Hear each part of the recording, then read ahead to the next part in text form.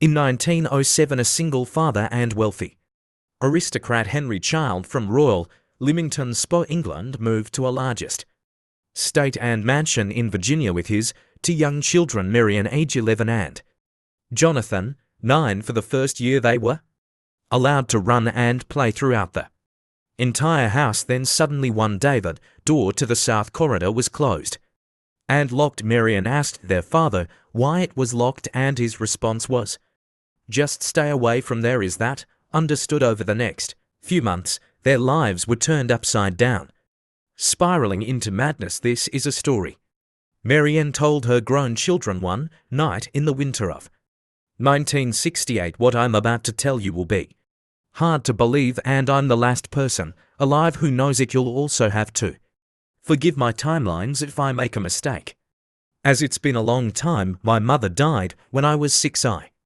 still have a few vague memories of her looking down at me, smiling. She was a beautiful woman, as you've seen from her. Welcome to Dark Legends.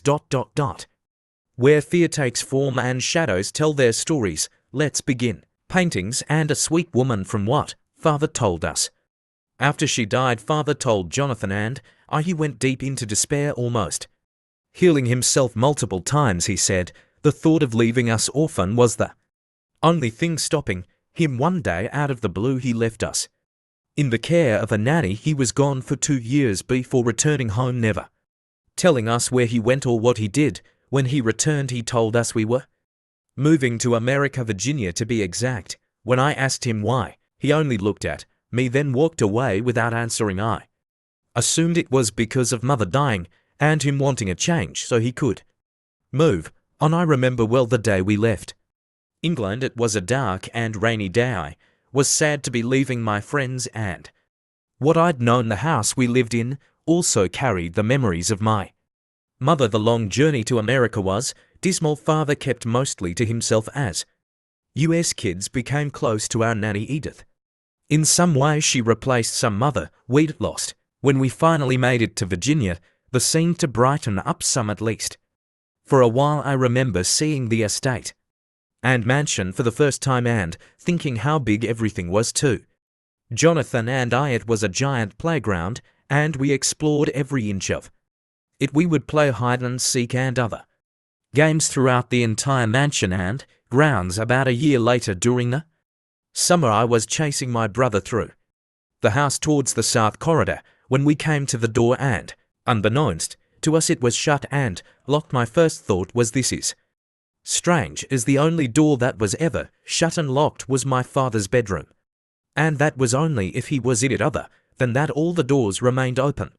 For the most part, we continued playing, not giving it much thought until we were sitting down for dinner. I remember asking him, "Father, why is the door shut and locked to the south corridor?" It was then I saw a sight of him I'd never seen before. His reply caught me off guard as he snapped at me, making me cry. "Just stay away from there. Is that understood?" he said. My brother and I bowed our heads and noted. We understood. After that, whenever we'd run through the house, we'd stop by the door and just stand there, staring at it. My imagination would go wild, imagining what was behind there. About a month later, I think it was, I was sound asleep when I was awakened to someone walking down the hallway past my room. I sat up and asked aloud, "Father, is that you?" "Yes, Maryann, go back to sleep," he replied. I'm not sure why I did what I did next. I think it was curiosity, but I quietly slipped out of bed, walked to the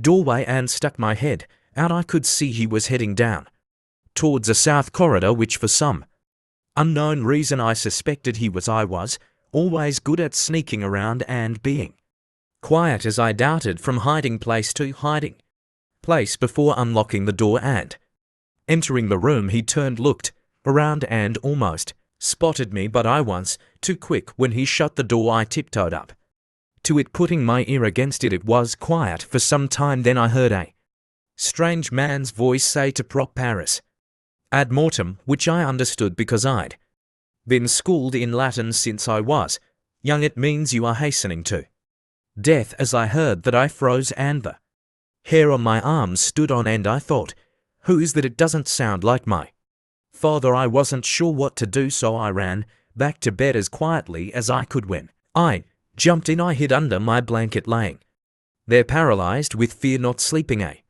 wink. That night father wasn't at breakfast the following morning, and Edith seemed to be troubled by something. I asked her what was wrong. She only smiled as she gave me a hug and said nothing, my sweet child. That day as we played, I purposely stayed away from the south corridor. Around noon my father emerged from his room, yelled at us to be quiet, then went back in and closed the door. I remember looking at his face and thinking something was different with him.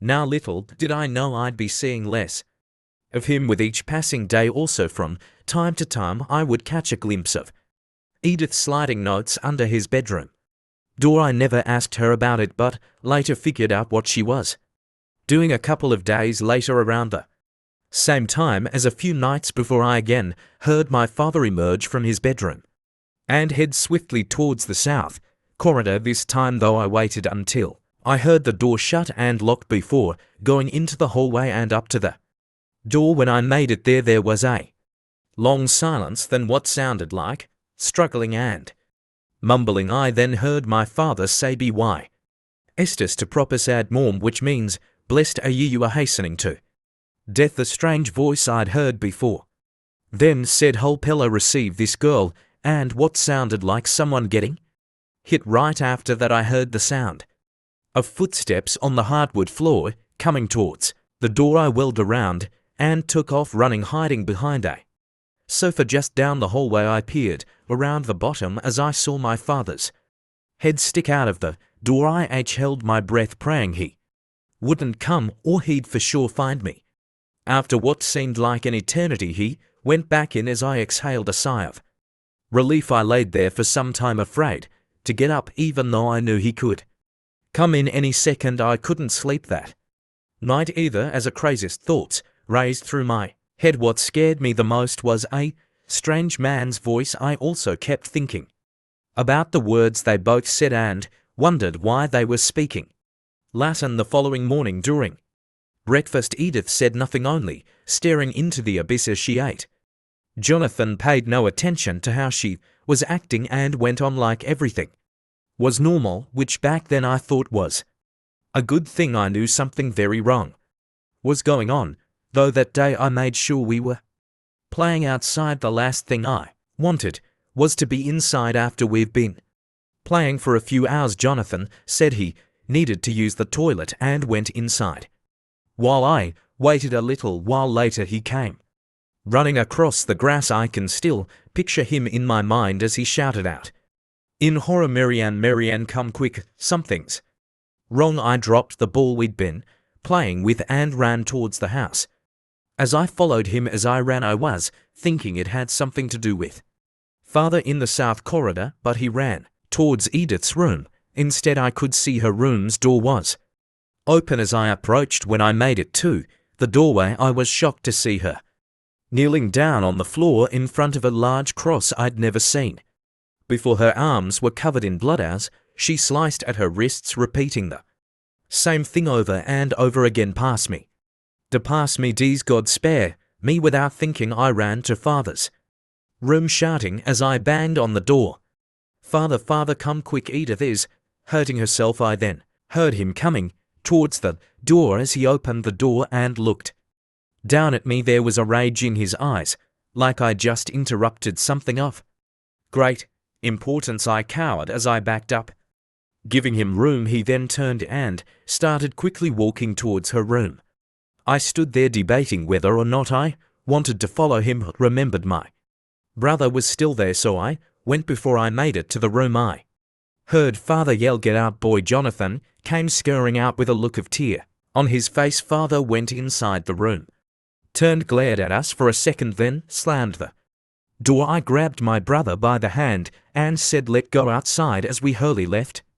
"What's going on with Edith, and why has been acting so strange?" he asked. "I don't know, brother, I truly don't," I replied. "We never saw Edith or father the rest of the day. I cooked us a small dinner that evening, then had Jonathan sleep in my room. The following morning, Edith was already in the kitchen cooking breakfast. and her arms were bandaged up. She looked at us and smiled as we sat down at the table. "Good morning, my loves," she said as she served us up food like nothing had happened. Everything went back to normal over the next week except for Father. He continued coming out of his room every night and going to the south corridor. I decided to stay in bed and not follow him as I didn't want to risk getting caught for fear of how we'd react. I'm not sure what day it was, but we were outside playing hide and seek. I was hiding under a bush when I caught movement out of the corner of my eye.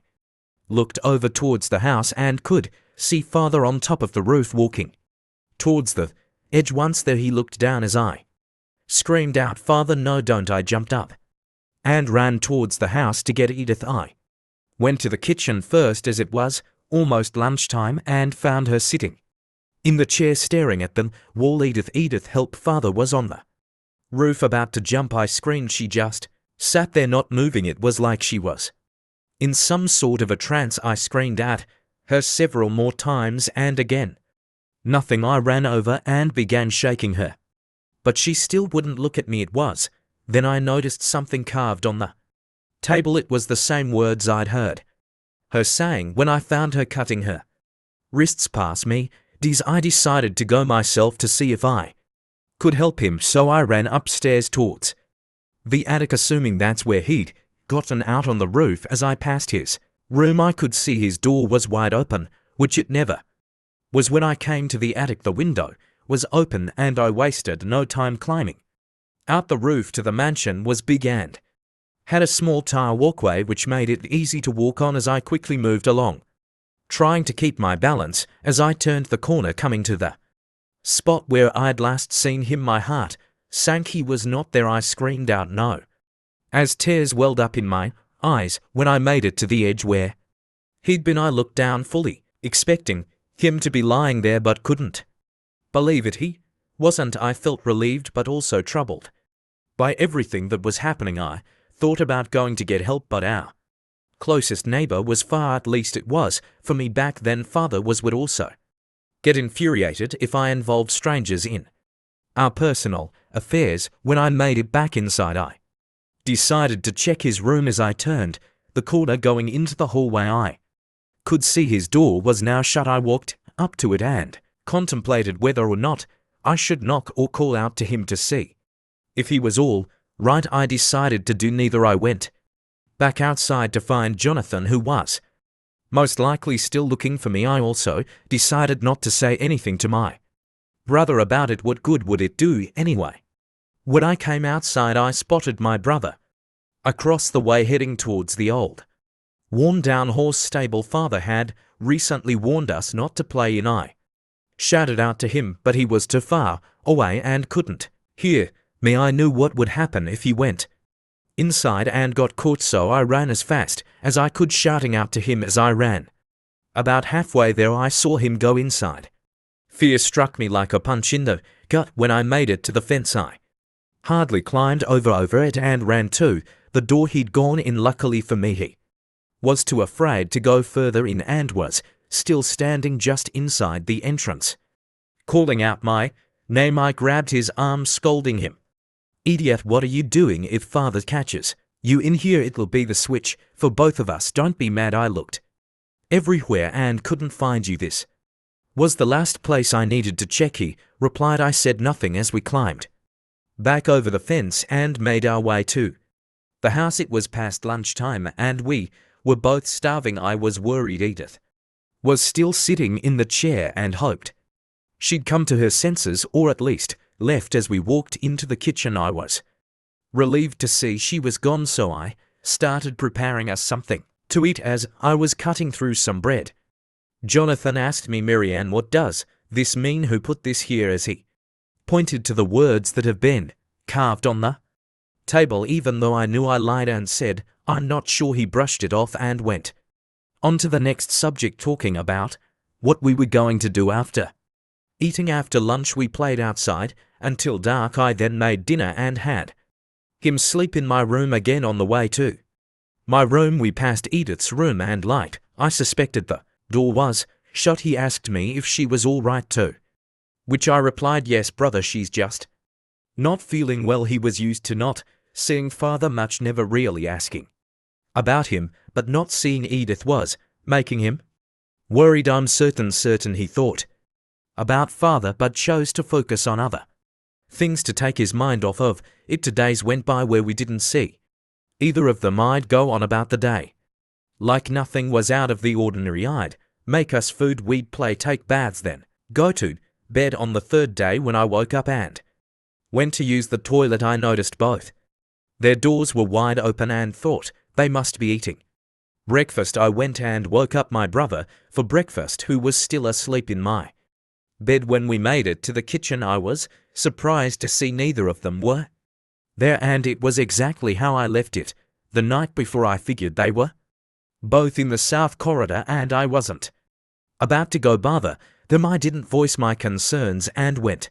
on about making breakfast. The rest of the day was like the previous ones. We played, ate, then went to bed. When it got dark the entire day, I wondered what they could possibly be doing, and it terrified me. I made the decision, if we didn't see them the following day, we'd walk to the nearest neighbor's house and asked for help. That night, as I was sleeping, I was awakened at the sound of someone walking down the hallway. I sat up in bed, trembling, almost calling out to see if it was father, but was too afraid. When I heard the south corridor door being unlocked and opened, I figured it must be him, so I slipped out of bed, being careful not to wake Jonathan, and headed down the hallway. As I got within a few feet, I could see the door was slightly open. I reached out to grab it so I could slowly open it. When I pulled my arm back, I was torn whether or not I should go in or leave well enough alone and just go back to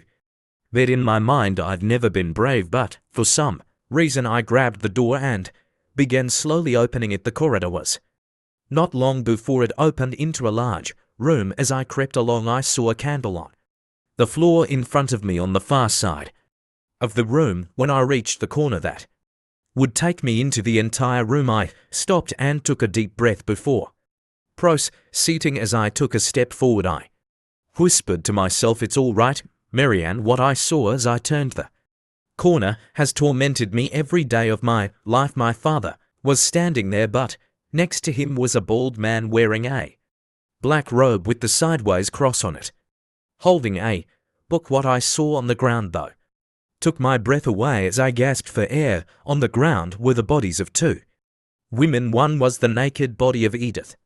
She had been open from her groin all the way up to her chest. The other body looked old and shriveled, but the dress she was wearing looked very familiar to me. I was about to run out of the room when the shriveled old body sat up and turned to look at me. It was then I recognized who it was. It was my dead mother. I shrieked and turned to run when the bald man dropped the book and started coming towards me. My father shouted out, "Alistair, no!" I could hear his footsteps on the hardwood floor coming towards me as I ran through the corridor past the door, slamming it behind me. I then ran to my room to grab Jonathan. When I made it to my bed, I grabbed him by the arm, literally pulling him off the bed, screaming, "Let's go now, we're in danger." He said something, but I don't remember what. I was too scared and focused on getting out of the house. We didn't look behind us as we ran down the hallway that led to the backyard. We flung the doors open, ran to